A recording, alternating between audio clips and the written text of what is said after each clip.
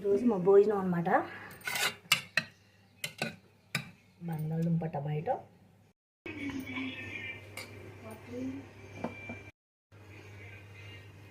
కాకరకాయ ఫ్రై. అదిగోండి.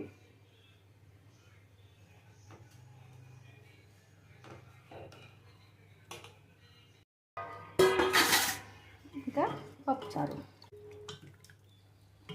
ఇదనమాట ఇవాళ మా స్పెషల్. ఇదిగోండి.